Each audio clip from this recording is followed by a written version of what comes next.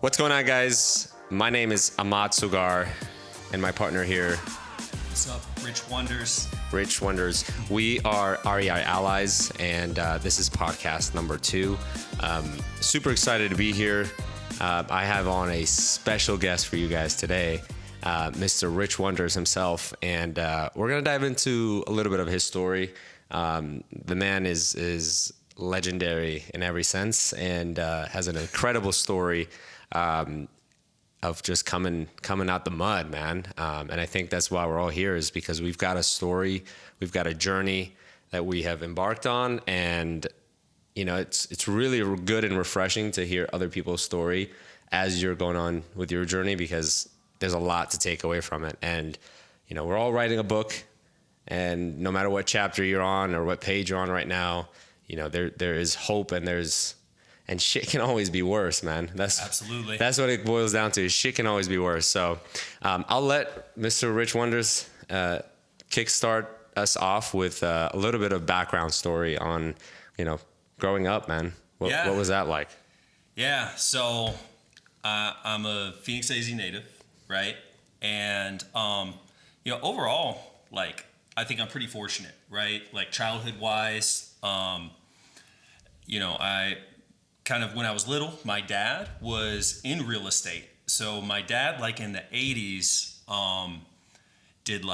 started getting the seminar circuit. He was picking up like multifamily stuff. Interesting. Yeah. Like, my dad was always like a hustler, and he had like all these different like ideas and businesses that he did. And right.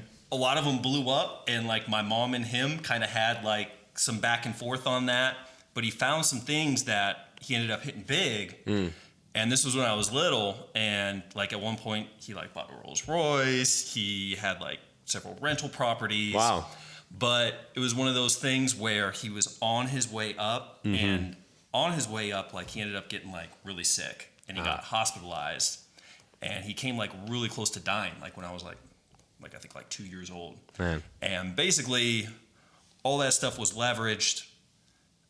We had to sell everything, move into an apartment, and I was a baby. So like, I was, you know, this is all stuff that I've heard secondhand, but I know like on my mom and, you know, my dad, of course, it was like super tough. And like, I think a lot of that same like spirit, like absolutely, I got from him, right? Lives through you. Yeah.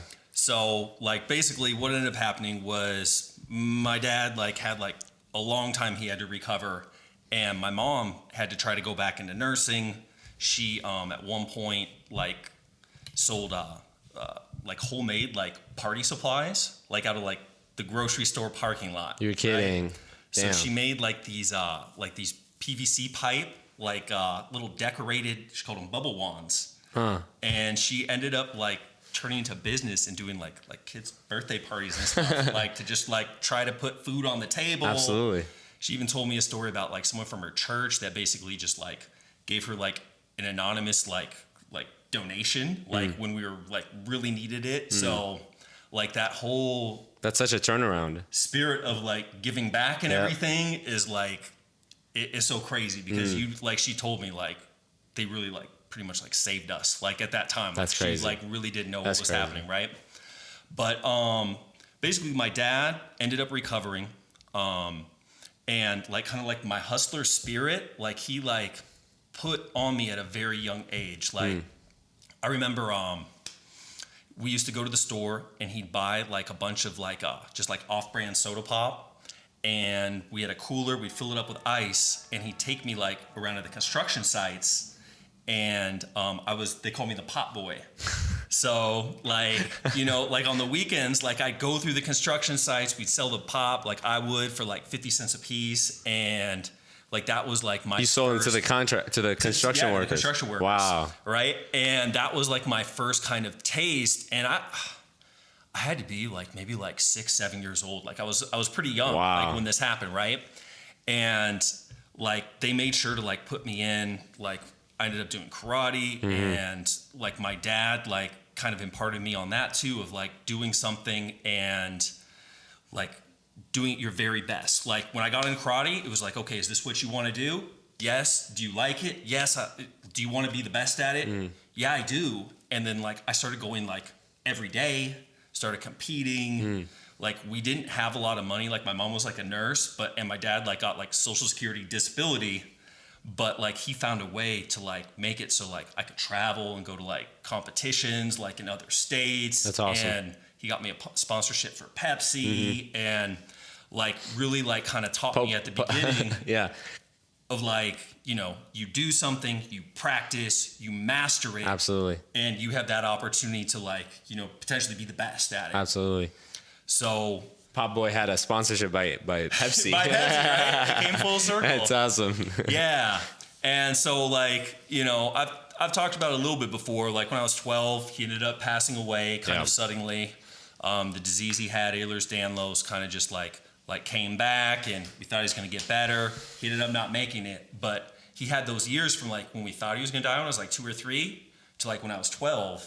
And those are kind of like super crucial years. Wow. And I always look at it not as like a tragedy, but like I'm very fortunate to have had those years, right? Because like, you know, it's a blessing. Yeah. You know, Yeah. you could have a parent that isn't good or never meet a parent, like just to have that. But like when he died, it was super tough, and I ended up just going the wrong way.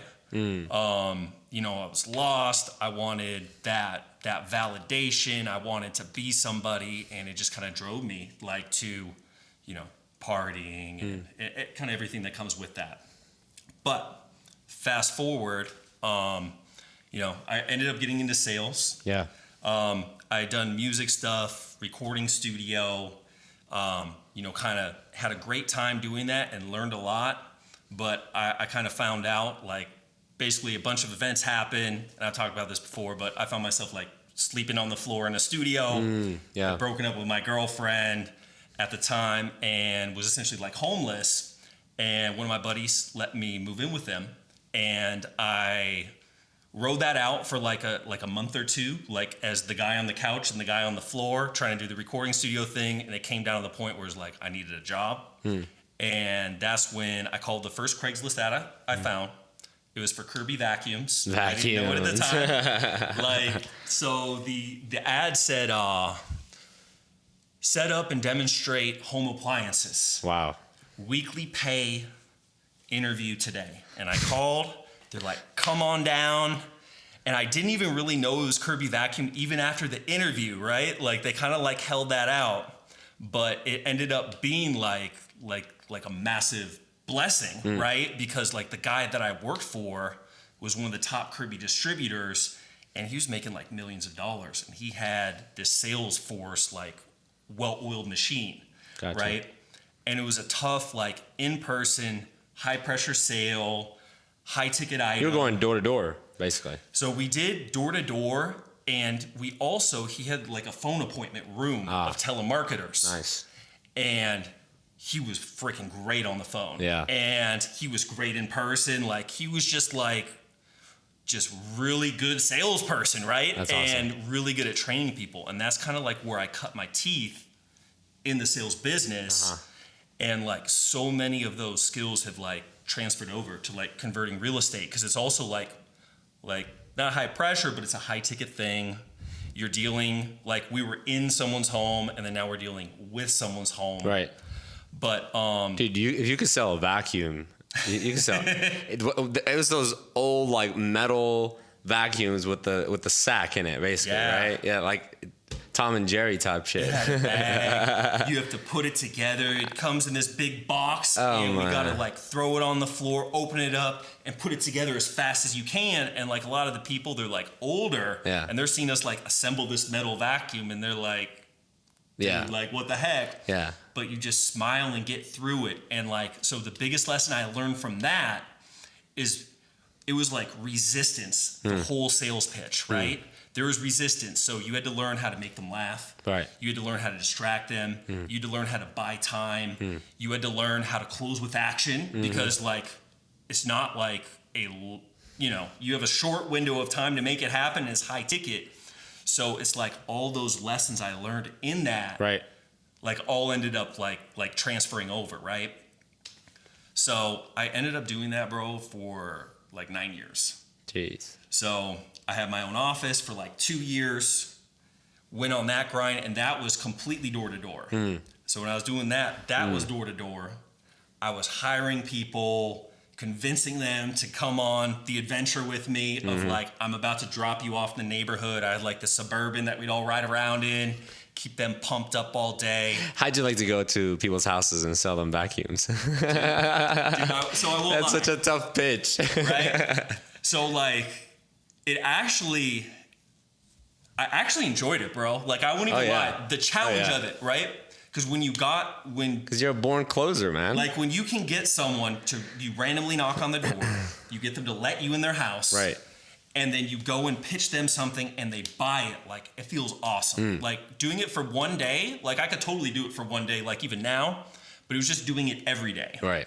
That I'm like, dude, like I just knew it wasn't like the vehicle I wanted to take, right? So I had a buddy, Jared Piper, that I went to elementary school with, and I knew he was a realtor, and I saw him like traveling all over the place and doing all this cool stuff. And I hit him up, and I was like, dude, like, what's going on? Like, I see you like living your life. It looks like things are going well. And he ended up telling me about like wholesale real estate. And so I had just found out I had a baby on the way with my now wife. Yeah.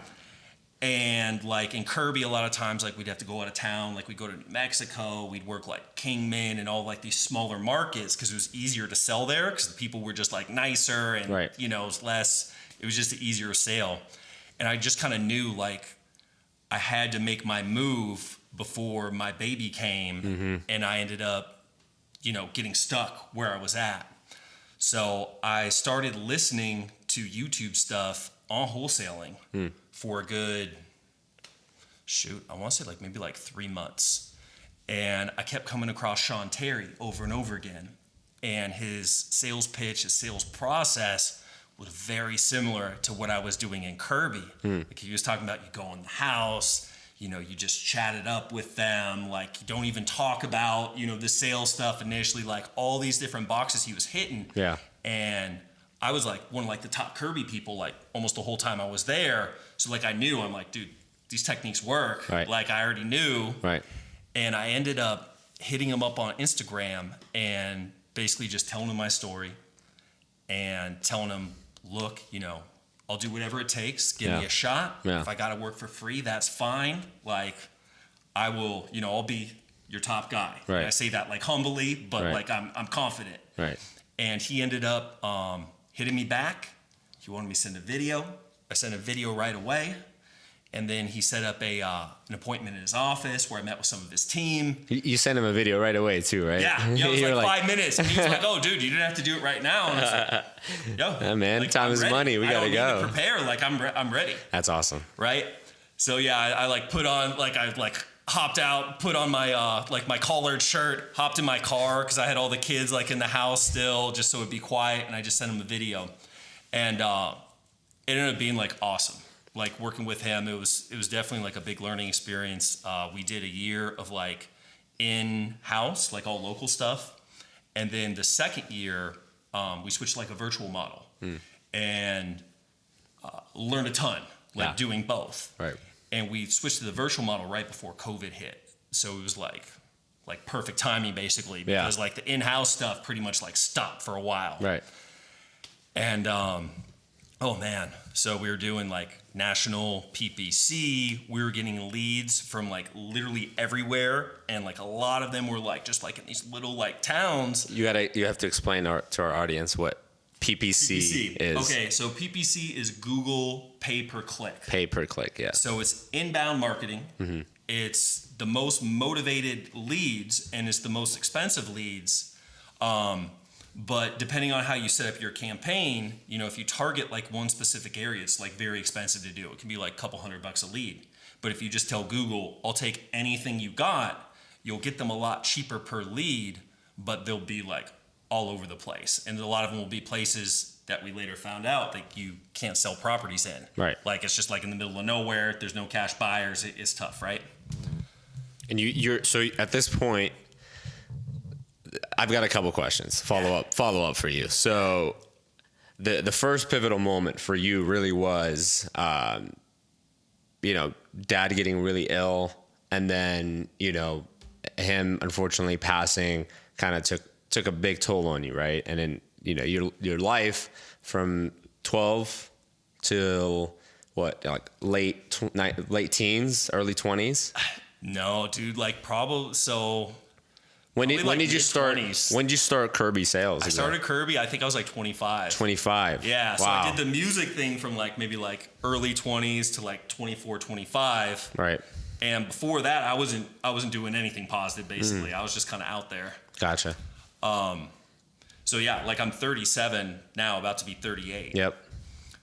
So yeah, He's an old man. That's right. Yeah. But my wife keeps me young. You know what I mean? My wife. You look good. You look good for an old man. Not bad. So that second pivotal moment is really when you got on sales, and so sales really changed your life in a way, because then that introduced you to a lot more opportunities to work for somebody who's high level, high discipline, high focus, running a successful business, and you soaked up a lot of that, right? As you grew personally, it developed your mindset for that hunter mentality of being the best salesman in the office and getting after it every single day. And you said something that hit a few chords, which was like, you loved what you did, it was the passion of what you did. And that's what I love is when you're passionate about something, you will do whatever needs to be done. And what really put a burner on your ass was having a kid, a kid is coming, you approach this random stranger and just tell them, I basically will do anything to be successful. And here you are successful in sales and selling vacuums. I mean, if you came up to me as I'm a real estate entrepreneur, and you came up to me and said, yo, I do really good. I'm a beast in sales and at Kroger, and I sell the hell out of all the coffee machines. I'm going to be like, dude, absolutely. Yeah. And you approached with value. You knew what you were bringing to the table. You told him you would be the best, his best guy. And right. You lived up to that, and that kickstarted your career. So Sean Terry, and so as the first year you guys were still in house, and then second year you went virtual. And that virtual, when you transitioned to the virtual model, how different was that for you as a salesperson? And did you feel like you needed to learn a lot more? Like, did you restart your learning curve, or was that just adding on and just altering the script? Because a lot of people are facing that in business right now. Right. Transitioning from brick and mortar to a virtual business. And especially us as real estate professionals, we want to be adaptive. We want to be changing with the market. So how was that transition for you? Right. So I would say this, like the thing that's consistent across all sales is the human element of what has to happen to move the needle for someone to make a decision, right? So what's different though is the tools you have, right? So when you're in someone's house, you have all these tools, right? You have your body language. Right. You can it's a slower pace, right? They're expecting you to be there for a while. Like when you're on the phone, things can change very quickly. Exactly. Yes, there's definitely like a learning curve, but once you have the idea, like I would say the overarching thing of sales is, you meet the prospect, they have you qualify them in kind of a covert way. Then it's kind of the consultation process. So it's a little different. Like selling a vacuum, I'm showing value. Right. But as I'm showing value, I'm also asking a lot of questions. Questions are everything in sales. Right. Right. Because questions, they used to call it, it's like a tracer bullet. Right. So like a tracer bullet is showing if it's hitting the target or not. So when you're asking questions, like when you're in person, especially, like you can see their face, like what things are they lighting up about? Right. What things don't they care about? You sell with your eyes. Yeah. And their eyes. Yeah. And it's like you get really good at reading people's little micro expressions. Like they think they have a poker face, but like, dude, when you're selling 10, 12 hours a day, 6 days a week, absolutely, years on end, you get very fine-tuned in that and reading people. And that's one thing on the phone. that was like a limiting belief where I was like, man, like I have all these in-person skills. Like, what do I want to do on the phone? Because it's much, there's a bigger learning curve to learning that. But then once we started doing it, I saw like, it's not even about that. Like the people that are being the best salesperson, there's a value to that, right? But at the same time, that's not the most valuable skill overall.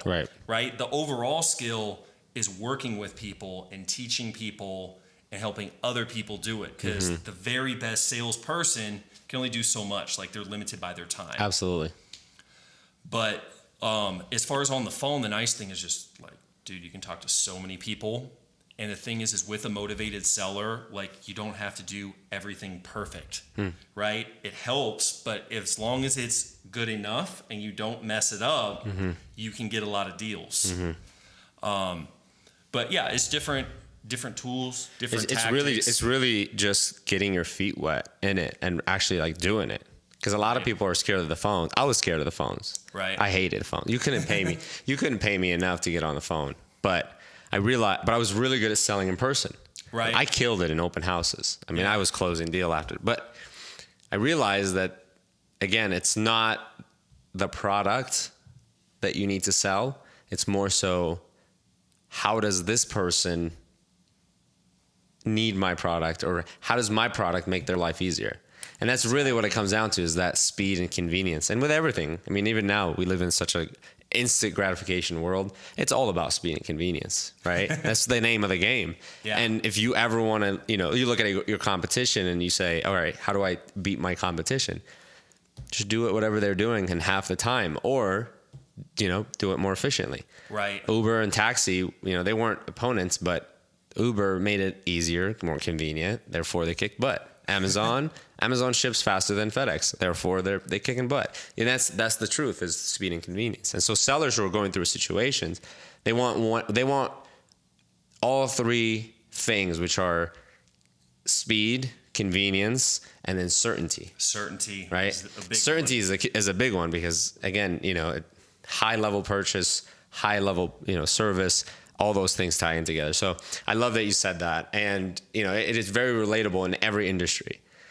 Everybody's transitioning to online sales. Right. And that's just, that's the nature of the business. And I had an old mentor telling me this, that salespeople are the most hated people, right? But they're the most needed people as well, right? Like people hate realtors, but you love your realtor. Right. You hate every other realtor, but you love your realtor. My realtor is the absolute best. Well, guess that's the same thing.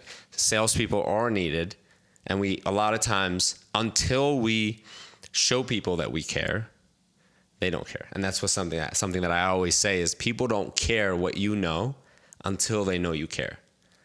And that's the approach with vacuums, with real estate, with if you're selling, pop.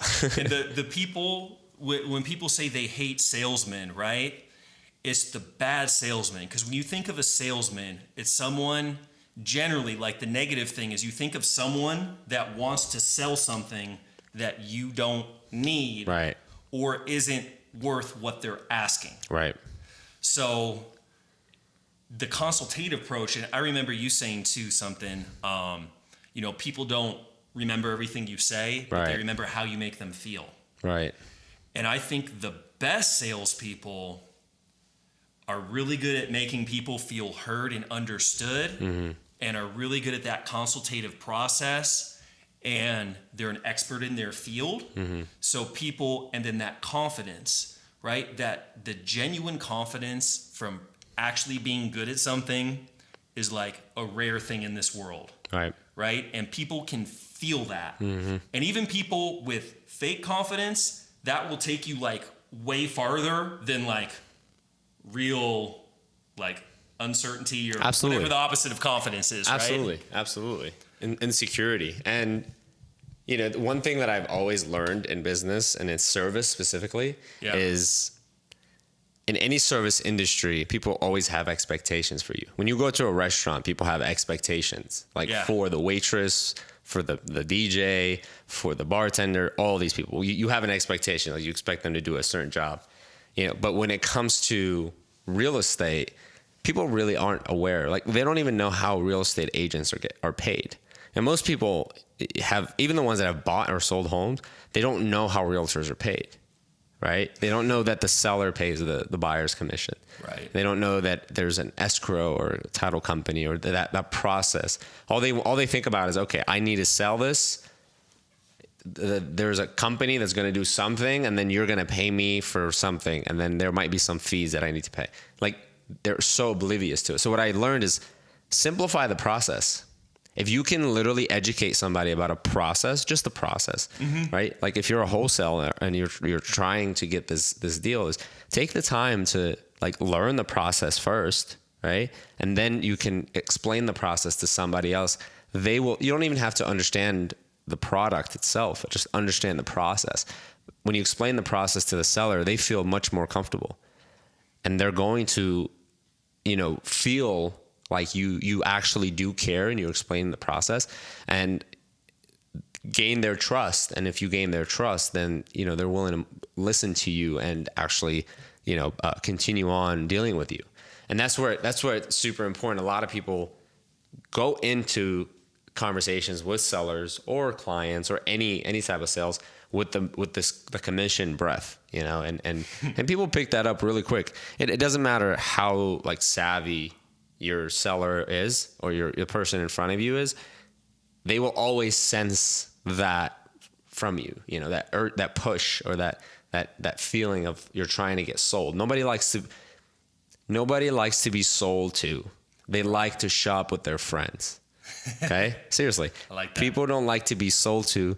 They like to shop with their friends. So as a realtor, I've always made people feel like my friends. And literally I would walk into a house with them and I'm like, let's, think out loud. I want to hear what you're thinking. You hate this? Tell me you hate it. You love it? Tell me you hate it. You want to talk shit about it? Talk shit about it. I don't care. I want you to feel like I'm your friend, because guess what? I don't care if you buy a house. I care if you buy the right house. And people always love that because I set that expectation up front.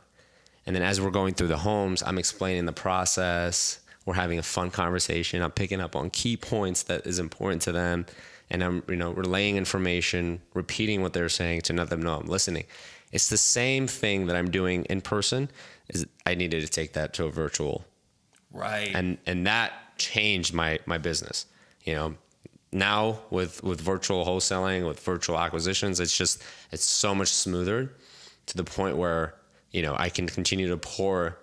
I instead of running to appointments, I can pour into my guys daily and have them pour into the clients. So yeah, that's one of the first things I'll say to a seller on the phone when I'm working a deal is I'll say, hey, just so you know, we're a creative real estate investment company. Yep. We specialize in speed and convenience. If we are a fit, I can make everything very easy, very simple. It's very upfront. If for whatever reason we're not a match, no worries. I'll still point you in the right direction, help you out any way I can. Does that sound fair? And very often you'll hear a breath of like a sigh of relief, and that like right there will kind of set the tone too, because the other people they're talking to, a lot of them, they're trained to kind of play hardball with the sellers, right? Like don't show like you're interested. It's either that. You don't have a price in mind? Call me back when you have a price in mind. Like what? It's like that's on one end of the spectrum, and then the other end is like someone that's just way too eager and way too agreeable, where it's fake and it's like kind of like a turnoff. Yes. Where it's like, oh yeah, like we really want to buy your house. Like just tell us what's the price. Right. And so like unfortunately, like the being a dick, like actually work. Like if you're gonna err on one side or the other, like being a jerk actually works better. Yeah. Which sucks because like a lot of people will go that route and they'll think like this is what I have to do to close. I have to be a dick. Yeah. But the thing that actually works way better is to have that confidence and that not neediness, but have that good intent, and you're carrying the seller and they're walking with you. You guys aren't like boxing it out to the finish line. Right. They're walking with you. And it also opens when you're kind to them and you position it as it has to be a win-win. It opens up the discussion for them to really like tell you the real problems that are going on. Right. Because like a lot of these people, like they really like they have all this stuff bottled in. Like they have like this crazy situation they're dealing with, or it's crazy to them at least, like a high pressure thing. And they really wish they could tell someone, but the people that they're dealing with don't feel trustworthy. Right. And they feel like they don't have their best interest at heart. And it's like if they tell them their whole thing, they're going to use it all against them. Absolutely. So I think positioning it with them that way and having the real genuine kind of like internal thing of like, I'm only going to do a deal with this person if it ends up being a fit. Then like that comes across and they feel that and they feel like, okay, this person like is genuine. I can trust them. I can let them know what's going on. And then when we go into the negotiation part too, I can make things real simple and real fair and just kind of lay it out that way. Right. Like, people don't care what you know until they know you care. They don't even care what offer you have until they know you care. I've gotten so many deals, man, from just genuinely caring about a seller more, and they feel more comfortable working with me versus somebody else because I took the time to listen to their problems. God gave you 2 ears and 1 mouth for a reason. Right. Listen to the problem. And when you hear them out and you know kind of the full scope of what they want, what they're trying to avoid, what their fears are, and you build that rapport and you're not talking money and all that throughout the whole conversation, you're kind of, just making it all about just solving their problem, right? Right. When it does come time for the money discussion, it gives you the right to close with action. Yep. And close with certainty. Right. And then you can push hard in a way that you couldn't push if you didn't take those steps beforehand. Right. You kind of earn that right to close. To save the deal too. To actually bring it back to life. I can't tell you how many times I've like saved people from jumping off the edge. I kid you not, man. I'll have a buyer who's freaking out because he's got to pay an extra $1,000 for closing costs, and he totally is in the hole for it, and you just have to remind them, like, listen, you shared with me why this was so important for you to do in the beginning, and this is what this is going to solve for you, right? And it is important because you're genuinely there to help them as a almost like a friend, to say, hey, listen, this is why we're doing this in the first place. I want you to understand that the X, Y, and Z of what is going on and what this is going to do for you. And I've had so many deals saved just because of this. And those sellers or those buyers today, they might probably have a picture of me and they're just like, they're kissing like, it because for talking they're like, about the thank you for letting me buy a house that is now 50% worth more than when I bought it. It's crazy. And they were tripping about the $1,000. Exactly. Yeah. And even that, like, I always frame it for them like, hey, $1,000 for you to secure a home that you don't have to rent anymore. That's just $1,000 over 30 years. Right. Right. Imagine that $1,000 over 30 years. You're paying like cents on your payments on that. Right. It's nothing. And it means nothing. And people just, they like to feel the money. They like to see things in person. They like to feel that energy, and then I understand that. But a lot of times in our business, like going the virtual route, you lose that a little bit, that sense of touch and feel with just connecting with sellers. Some people have trouble connecting, over the phone. Like I used to have a problem with like paying attention when I'm talking to people on the phone. Seriously, because I would get distracted. I have to physically see them to actually listen to them. Just my ADHD just kicks in, man. But and that's the same. You have to think about the sellers in that position. So something that I always tell my guys is, it's not important when, or it's not important. It's not important that you talk to the seller or that person, that lead, that prospect right away if they're distracted, right? So I always tell them, hey, when you get on that call, you have 10 seconds. There's 10 seconds that you have before this person hangs up the phone on you and decides that they don't want to talk to you anymore. 10 seconds. And those 10 seconds, you need to establish 3 things. Number 1, who you are, okay? What you're calling about, okay? And if this is a good time for them to talk. Right. That's it. If this is a good time for them to talk. A lot of times people try to force conversations with sellers and you're calling them out of the blue. You're literally interrupting their day and you want them to stop and talk to you? How ignorant. But asking a simple question like, hey, is this a good time for you to talk? Right? Oh, you know what? This person, he's being really considerate and he's like asking me about my time, if this is a good time. You know what? No, I'm just getting home from the grocery store. I got to unload all these groceries and you give me a call in 30 minutes.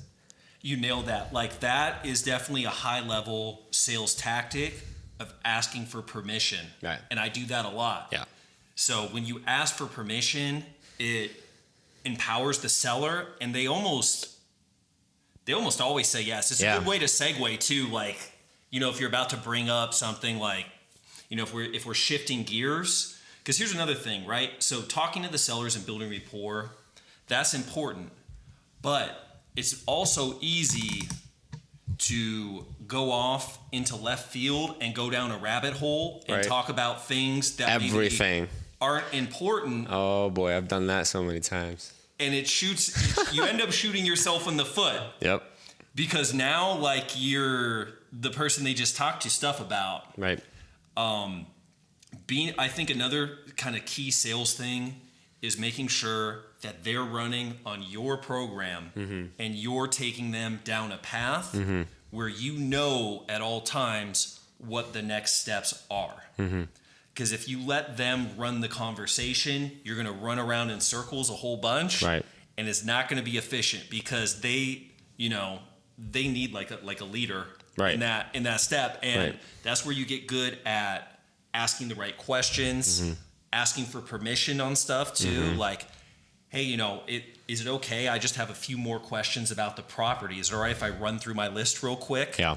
Instead of, I guess the other way to do that would be like, hey, I really need to get back to talking about the house. Can I, it's like, like even just saying it sounds like super weird, right? Yeah. But the asking for permission is a big hack. And especially if you can do it with confidence. Another thing you said kind of resonated where you said like I've heard this analogy before, like in sales. Like, so in sales, like think of car dealerships. You got the used car lot. That's the buy here, pay here. Right. There's a customer experience with that. You have maybe a step up, which would be like a used car lot, but not buy here, pay here. Then you have the Chevy dealer. Then you got, the Cadillac dealer. Right. Then you got the luxury high end, Ferrari Scottsdale. And then you got the place where you go, like, I don't know, I think one of your homies has the place where it's a concierge service. You show up and like you basically just tell them what car you want. They've got all the rarest, most exotic, all that, right? And they're all selling cars, right? But there's just different, when you said the expectations, there's different expectations that you have when you go to a Chevy dealership versus when you're buying like a 6-figure car. Right. So I always tell anybody that I'm training, like the big reason why I go more the professional and kind of the more formal route is it invites people to also respond in kind. And then they're also playing into your game and they're getting a much higher level of service when you're acting professionally than when you're just like Joe Bob, the home buyer. Like, it's much easier to hang up on you. It's much easier to just treat you whatever than if you're having this professional experience with them and they're kind of seeing you as the authority. They're seen as like, look, you're very, you're not just going to tell them whatever. Anything you say, you're accountable for. And it's like, you're almost like a doctor or like a lawyer, but on that level. Well, that's exactly it. You're not, we're not unique in that sense, right? They talk to State Farm. They talk to Geico. They talk to Farmers Insurance. They talk to hotels, they talk to large firms, and all these guys do the same thing. It's a level of, you call West Fargo, you call West Fargo today and try to get a home loan, right? You're going to talk to like 6 people before you actually get a monthly payment of what that looks like, right? If you apply online, it's the same thing. That's a PPC click that they're getting from the client. But it's a process. It's a system, right? This is something that I've learned that's very powerful about business in general, right? It's not about building. This is kind of a segue into like actually business building, but in business, it's not about hiring somebody to do a specific department and then building a department around that person. That's what a lot of people do. And that is detrimental to your business. Because what happens when that person, they leaves? move on, they get sick. They move on, they get sick, whatever. they, God forbid they die, whatever. You're back to square one, because then you have to teach the same things back to somebody else and then, do it over and over again. And that gets exhausting, right? Versus documenting the process, building the department, and then plugging people into the department, right? Absolutely. That is much more effective. That is much more powerful. And I see a lot of businesses struggling with that. And as I'm adding more and more people to my business, both on the retail and the real estate entrepreneur side, it's becoming that. And I just feel like it's hard to delegate, because if you spend so much time on that part of like letting go those tasks within that. So yeah, man, there's sales in general. It has definitely changed your life, right? This is what we talked about, because it changed, whether you're selling vacuums or you were, selling real estate, it's the same game, for you, one thing I wanted to ask was, how does being a father, right? And how many kids do you have now? I got 4 kids. He's got 4 kids now, yeah. Right? Huge. Yeah. Huge, right? But as a father of 2 when you started, or 1, yeah, and you knew there was a kid on the way, how did that change your trajectory? And how did that, did that put a burner in your ass? And how did you react to it? Definitely. Definitely. Like, so I think there's a couple things. Like, one, like I wanted my kids to be proud of me. Right. Right. So like with that, and I wanted my wife to be proud of me, and it was like, it kind of, things shifted, because like, it's kind of weird. Like, just because I'd been through so much shit, it was like, I wasn't cool with like being down and out, but I knew I could take it. Right? Like, I knew like I could withstand it if shit ever hit the fan. But like with them, it was like, I knew like I can't ever put them in a bad situation. And I also knew like now, like it taught me to put a higher value on my time. Like I knew, like, cause like with Kirby, like I worked 60 plus hours a week, and I knew, I'm like, no, I need a better vehicle that I can start getting pieces of my life back. Right. And also making my free time better quality time, where I can go on trips. I can, go out to eat. Right. I'm not going check to check. And like, honestly, it also kind of kicked in where like kind of ethically, I was like, I really need to be the kind of man that my kids can be proud of. And, I can't teach them, you can do anything you put your mind to, be a good person, try to be the best, and then I'm not doing it. Right? Monkey see, monkey do, man. Yeah. Yeah, I heard the quote, like, kids don't always listen to their parents, but they always emulate them. They always copy them. Absolutely, man. Even I don't have children, but I have a niece and a nephew. And I see how they see their parents and how they, just mimic them in a way. How did you remember your father, right? Yeah. You remember that age was critical for you, and I'm sure it's hard to forget those moments. But how did that play a role in you as a father now? I mean, fast forward almost 20 years now. Yeah. How did that play a role in your life as a father? Man, definitely like feel like blessed to have felt like that genuine love and that genuine of like someone that wanted me to win and put their money where their mouth was and taught me like the way to win is you got to just outwork everybody and not give up and not stop. Right. And like that lesson, I think is so important. And definitely like I put that on my kids, even at a young age, right? I'm like telling them like, you're so smart. You're so good at this. Keep doing this, and like anything that they're interested in, I really try to get them involved as possible so they can see like, is this the thing that I want to go all in? Or are we going to run this and then find, okay, maybe this isn't it, and then we pivot to the next thing?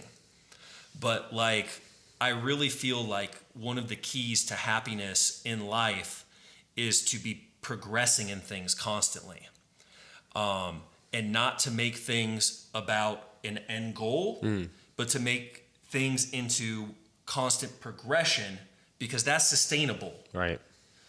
If you put things at an end goal, then once you hit that goal, there's like this sense of like emptiness, and it's never as good as like you pictured it in your mind, right? Absolutely. But if you put the value in the work and the process, that's something you can do forever. And of course, like getting outside of yourself, that's a key thing too. Absolutely. At least, that's one thing. Like when I shifted my focus to the family and helping other people, like I'm way happier. Exactly. And we're the happiest humans when it comes to growth and creativity. I think those are pinnacle moments in our life that kids in general, like as kids, we love to create, we love to draw, we love to make things up, we love to ruin things to make them look something different, because that's our nature. I mean, look around us now, all these high rises, buildings, cities, countries, and it's all man-made creations, right? Because we love to create, and the more we create, the more opportunities we present. I mean, look at how fast technology is advancing, but all these things play a big role in our life. And I think what I love about what you said is, despite everything your father was going through at the time, right? He made sure that you were chasing whatever it is your heart wanted at the time, whatever you really wanted. He made sure that you were pursuing that and you were progressing towards that. And I think that's very honorable of him and also of you to pass that on to your children, because that, just as it had impacted you and made you this, ultra competitive, like super elite salesperson, it's all stemmed from, your father's spirit living through you, because he was a badass hustler and, right. And an entrepreneur, and made a lot of moves. Unfortunately, different era, and it just trickled down on him in a negative sense, plus health issues. Yeah. And that's something that you can't control, But I see you now, and I see you very active. You had a year transformation, which was incredible. You guys can check him out on Instagram. So tell people, let them know where can we see more of Rich Wonders? What is your aspirations within this group, REI Allies, within your skills, your skill set? Where do you see yourself heading, and what's next for Mr. Wonders? Right. So the REI Allies, what I would love to see is like local chapters springing up all over the country, where guys and girls are meeting up, they're doing events, they're doing deals together, and then, they're helping each other. Like, right. I love that connection and that fellowship. And I would love to see us, I mean, man, there's so many things. We've had a lot of ideas. Yeah. Dude. More focused on who you are. Yeah. And how how important this is for you and why you're so passionate about what you're doing now.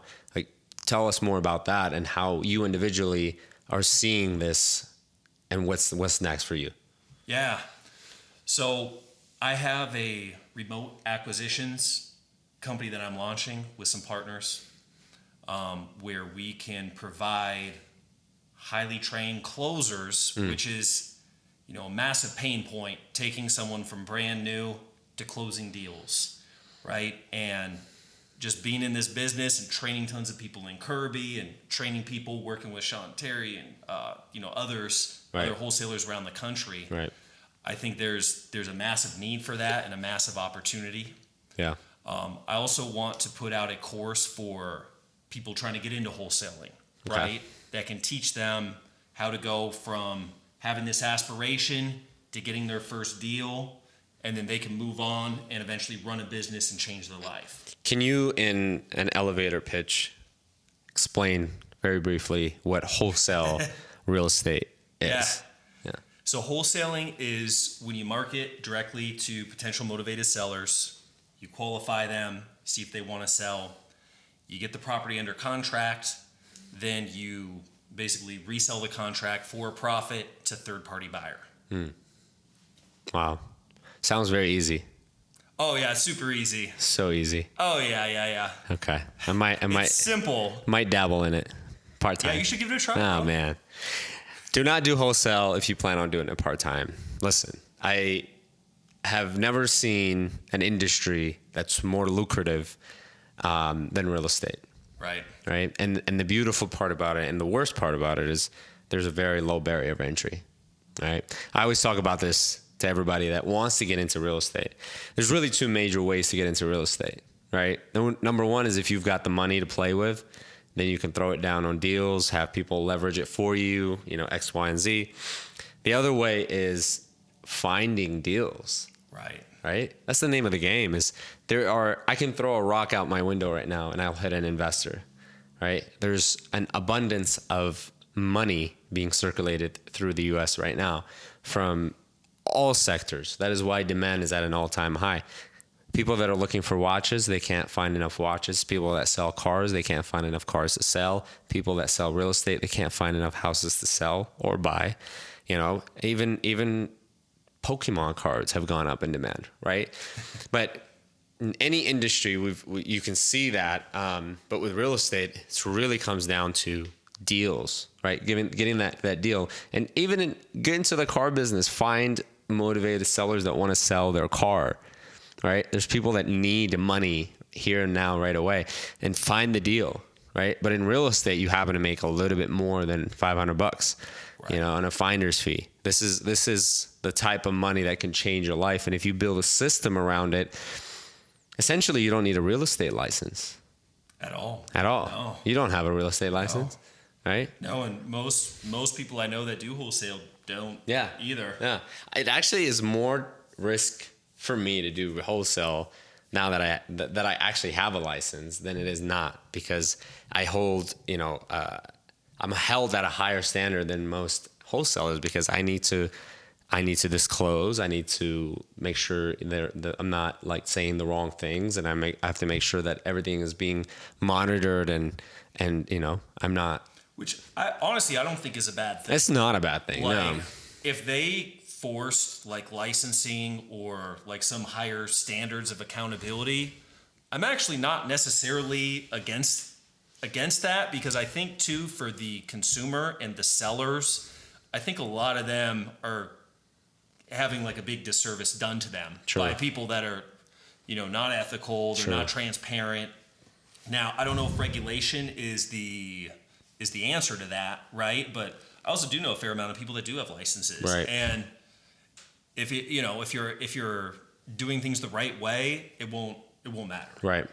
But I think a lot of people too, they see the money and they're not necessarily willing to put in the work to actually find out like about the legality of it and making sure they're making good offers.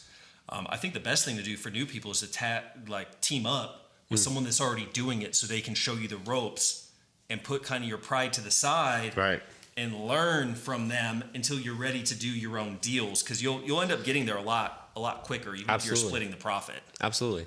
Like, No, you're paying I'm a firm believer in accelerating your learning curve, right? Whatever that looks like, whether it's paying money to get the information or it's connecting your boat to a bigger boat, Right. and catapulting yourself to that next level. It's all about time. And if you focus on time, you can get a lot more out of your efforts than focusing on the money, right?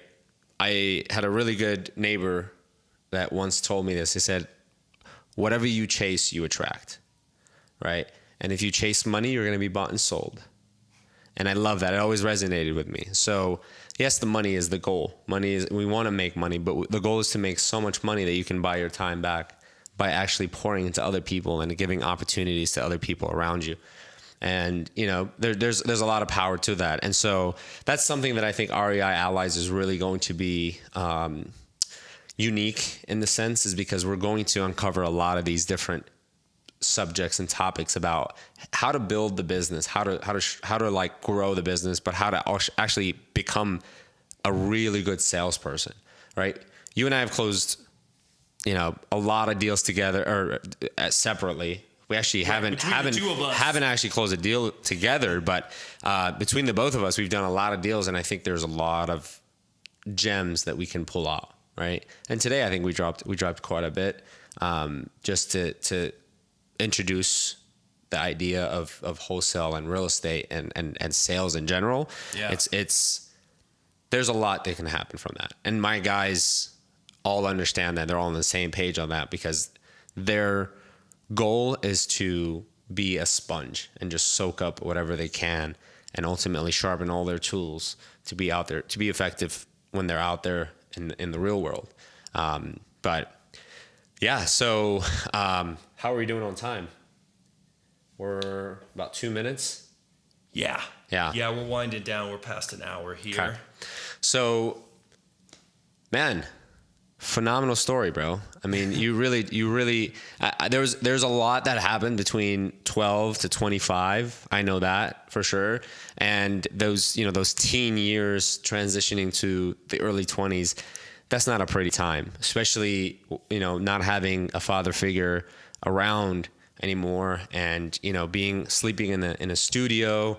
And, you've told me a lot of things, and it is incredible to see you in the light rather than in the dark.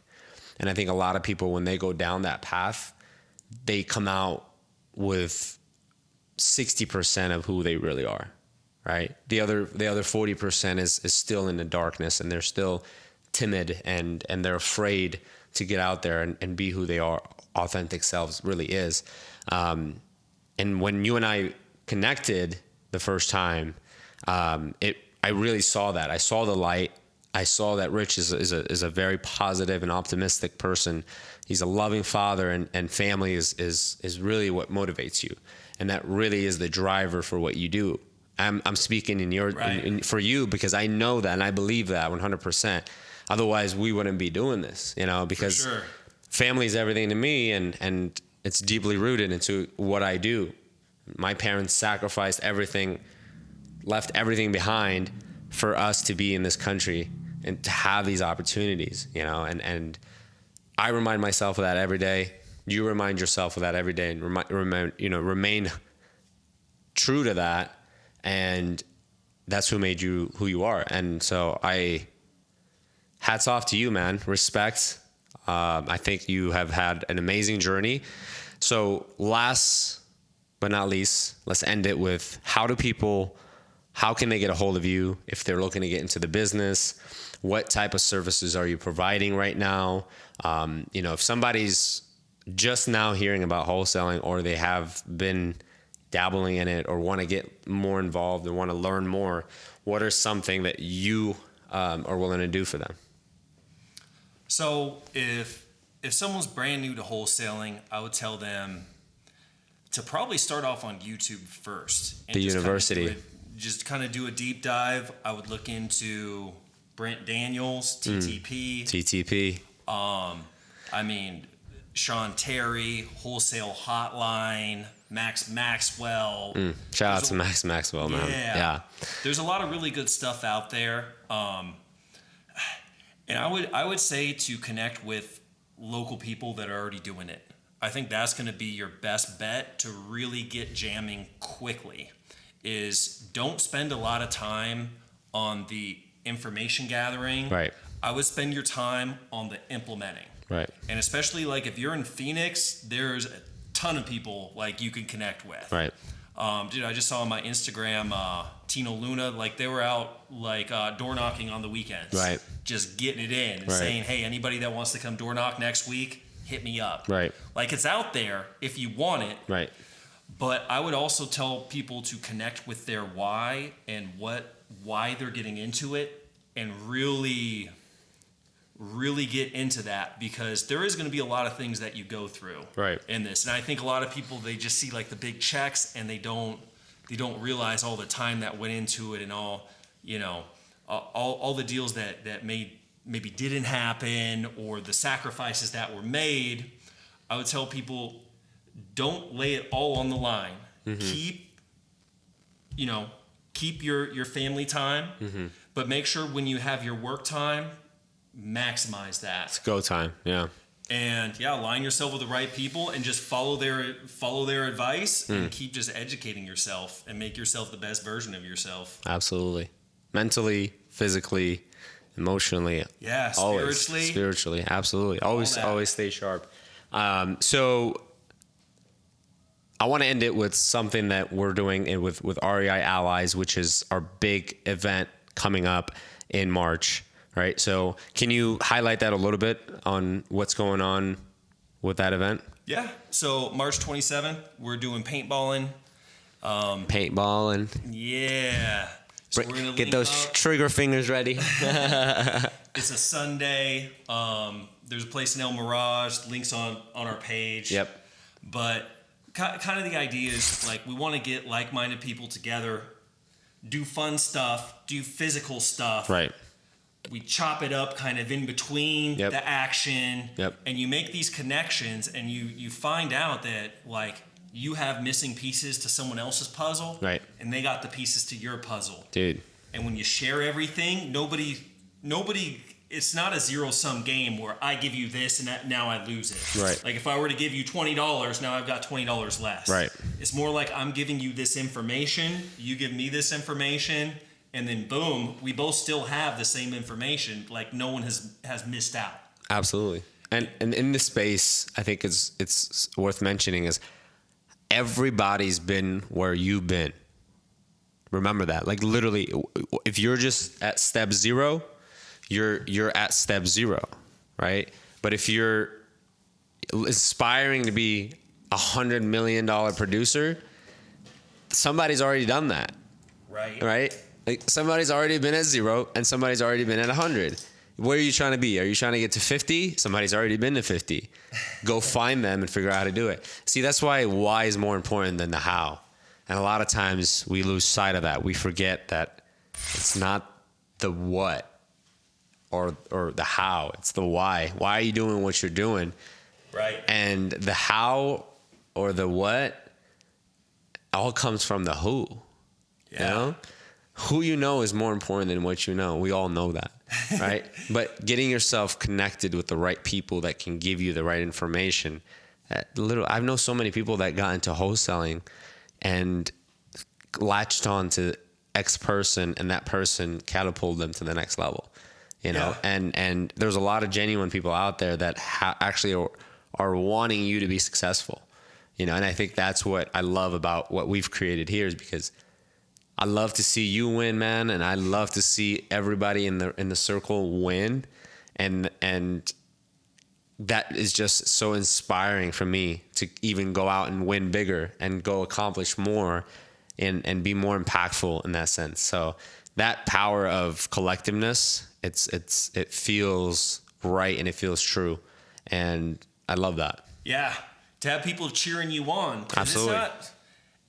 I hate to say it, it's kind of a rare thing. Yeah. You know? Yeah. For a lot of people are threatened by other people's success. Yes. And I think it's like a really sad thing. And I felt that myself. Yeah. You know what I mean? I'm human just like you. Like see someone winning, like, oh man, like dude, that guy doesn't have half of what it, but you got to just look at it like, dude, it's possible. It's possible. And they're just doing something I'm not doing. They know something I don't know yet. And it just shows that it can be done. Right.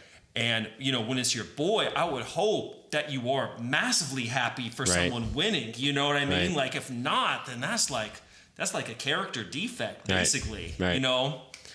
That's like the saying when people say strangers are more likely to be your biggest fan, because the people that know you really well, they came from the same place as you, but can't fathom seeing you be further than where they are.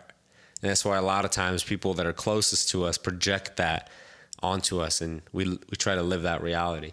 So it's just, it's you know, it's not a zero-sum game, like you said, man. Yeah. And I love that. So let's wrap it up here. Yeah. Yeah. We'll call it a day on podcast number 2. I thank you guys for tuning in to the life of this elite sales individual. He's definitely very humble, and I'm blessed to do this with you, man. And I'm blessed to grow as a son, as a boyfriend, as a, you know, all measures. Not a father, but you know, you never know what life takes us. But and we have some great guests coming up. Oh yeah, on future podcasts too. Let's highlight some of them, bro. Yeah, let's highlight. So we've got the sales freaking mastermind. Oh yeah, that's making tons of noise right now. Oh yeah, Mr. Eric Klein. Oh yeah, with the bat. He's coming, doing big 6-figure months, coming from the timeshare industry. Yeah. And just killing it. I think he's only been in wholesale like less than a year. Yeah. And he's like doing like over $1 million. Amazing. Like if that's not inspiring, I don't know what is. Absolutely. The guy's energy is right. Absolutely. We got Tino the Shark. Tino the Shark. He's gonna be coming up, and he has sold millions of dollars of high ticket stuff, real estate. The guy is a total badass. He's just a hustler. Stud. Absolutely. Gift Absolutely. of gab. Habibi. He's the Shisha King. We got Jared Piper is going to be coming up, the dude that inspired me. Yes, sir. Right? And he has an awesome story too, and he's built like a freaking empire with a super lean team, which is really cool, I think. Just Absolutely. to show like, you know, you can go far in a small boat if you got your boat decked out. Right. This guy's got his boat decked out. Right. He's doing big things. And oh boy, like we've got a whole bunch. There's a lot in the works. Yeah. But we'll keep you guys posted as those come along, and we'll definitely give you enough time to prepare and book your calendars. But again, we are REI Allies. My name is Ahmad Soughar, and this is Rich Wonders. Thank you guys for tuning in, and we'll see you on the next one. Cool. REIAllies.com. REIAllies.com. You know where to find us.